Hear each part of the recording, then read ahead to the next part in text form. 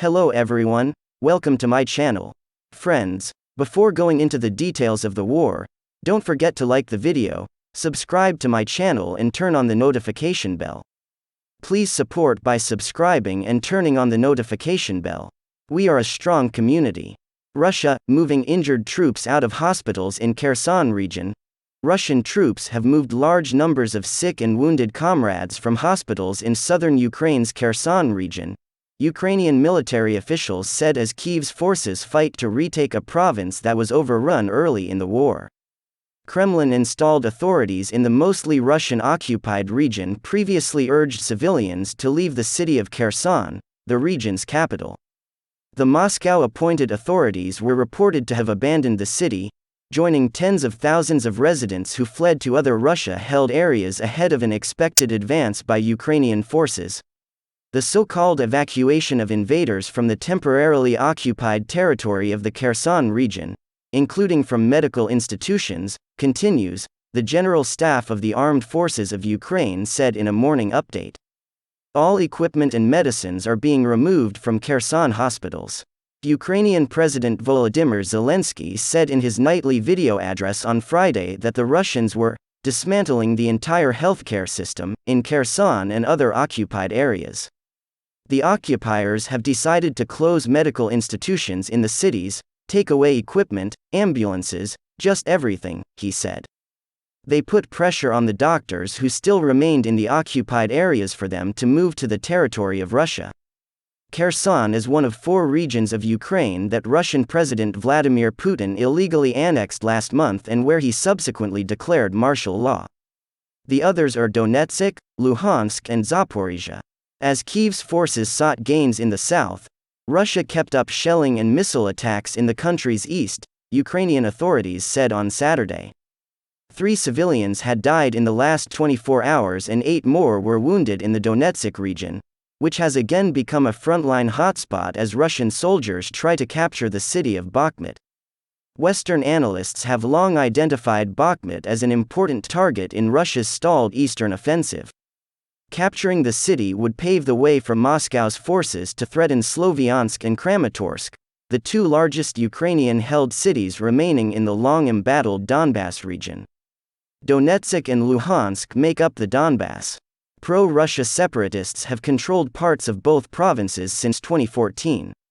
In the northeastern Kharkiv region, where Russia's troops retreated last month and Ukrainian troops clawed back broad stretches of territory, Russian shelling overnight wounded 3 civilians, according to the region's Ukrainian governor.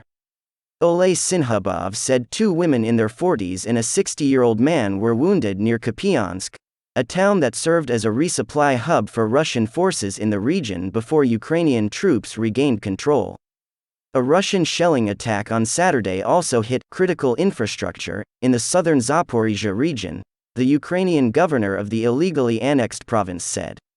Around a quarter of the region, including the local capital, also called Zaporizhia, remains under Ukrainian military control. Governor Alexander Starik said the damage was being assessed. He did not specify what was struck and did not mention any casualties. Elsewhere, Kremlin-installed authorities in Crimea on Saturday reported a drone attack on Sevastopol, the largest city on the peninsula annexed by Russia in 2014. The ships of Russia's Black Sea Fleet are repelling a drone attack in the waters of the Sevastopol Bay, the Russia-appointed governor of Sevastopol, Mikhail Razvozhaev, said. Last month, Ukraine's army chief claimed responsibility for a series of missile and drone strikes on Russian air bases in Crimea, including one that tore through a military facility. Kyiv and Moscow have said Ukrainian partisans are active in the area. Zelensky. It's hard to tell who or what. Putin is now President Volodymyr Zelensky has explained that dialogue with Vladimir Putin's regime is currently impossible as the aggressor has chosen the course of destroying the Ukrainian people. Source: Zelensky during a talk with students and professors at Yale University, a video of which was posted by the president's office on Saturday. Quote, "I find it hard to tell who or what Putin is now. Putin today is a certain circle of people, it is a military and political leadership branded as Putin which is proceeding, by aggressive steps, towards the annihilation of a nation. We are not ready to talk with Putin today just like that, or with this regime in general. Details. Zelensky said the current regime in the Russian Federation is showing disrespect toward Ukraine's sovereignty and territorial integrity. This is evident from the fact that Russian soldiers are on the territory of the Ukrainian state and are killing its citizens. Regarding possible negotiations, the president pointed out that they will only be possible after Russian troops have left Ukrainian territories. There is a caveat here. If the regime waits for the armed forces of Ukraine to oust their soldiers from Ukraine, that is one format for dialogue, if it becomes possible afterwards. If the aggressor withdraws its troops itself, that is another option for transitioning from war to diplomacy. According to Zelensky, the option chosen by the military and political leadership for their society will determine how long that society will be isolated after the war, for 10, 20, or 100 years. When you have blood all over your hands, nobody wants to shake your hand, the president added. Reading Russia's past to see Ukraine's present One would have hoped that the invasion of Ukraine would have prompted greater introspection on what the West thinks it knows about Russia, an effort to understand the history of the crisis itself and how history has been manipulated for the Kremlin's narrative, not to provide moral absolution or equivalence, but to better inform contemporary and future policies. While there were some preliminary efforts, it became the case that suggesting that policymakers should better understand Russia's history and its view quickly became, and remains, tantamount to heresy. That saying there may be value in seeing the world from Moscow's point of view is akin to declaring allegiance to Putin's Russia. There is no moral equivalence. Russia's war of aggression, war crimes, and expansionist pan-Slavic idealism are not the same as Ukraine's fight for independence and national survival. Yet, understanding and even empathizing with your adversary's motivations and historical narrative, however ahistorical it may be, is necessary for diplomatic and military success, full stop, regardless of the performative zeitgeist. There is, of course, a risk in assuming that history is deterministic, that only the past defines the present. However, history and the myths surrounding it do shape the present. Ukraine Vividly and Violent illustrates this reality.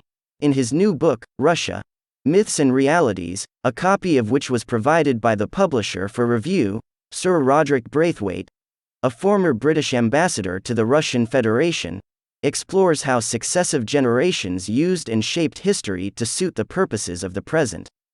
This has had tragic consequences.